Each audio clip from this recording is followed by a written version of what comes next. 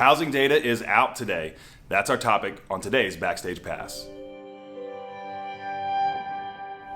Well, today kicks off the first of the two-day Federal Reserve FOMC meeting. It's going to wrap up tomorrow, and that'll end with a press conference and a Q&A session. We're going to talk about some of the decisions that they made concerning the Fed fund rate and things like that. We'll be bringing you that news tomorrow and into Thursday as it comes. Also, there's a lot of earnings reports that are coming out for companies traded on the stock market. Those earning reports could create some volatility in the stock market, which could have some effect on the mortgage bonds.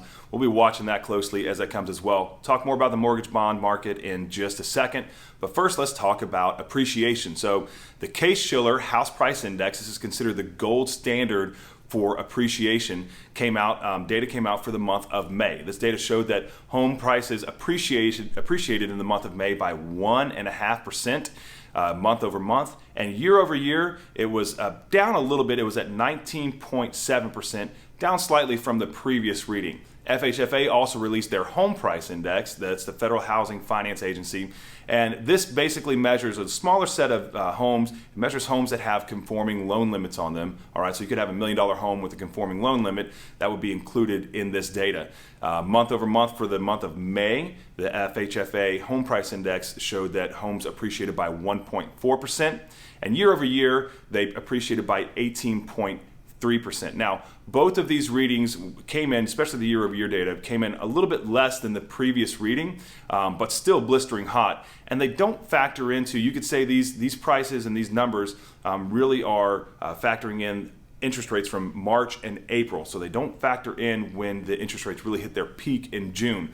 So we do expect to see in the coming months, when the June data gets released and the July data gets released, we do expect to see this appreciation number start to moderate in a little bit more of a meaningful way. And kind of like what we've been talking about all along is we don't expect to see home prices go into the negative, go backwards. We just expect to see this appreciation number start to moderate and decelerate as the year goes on. Now, in new home sales, which measures signed contracts on new construction homes, these were down 8%. This is for the month of June. These were down 8% month over month and down 17% year over year.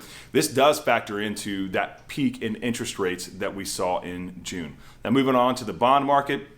Mortgage bonds opened significantly better this morning, especially after some data coming out of the European bond market. Had a little bit of a rally this morning. However, mortgage bonds have started to track back, and now they're flat on the day. Mortgage rates opened better today, but we could be in negative reprice territory if we haven't been repricing for the worst already.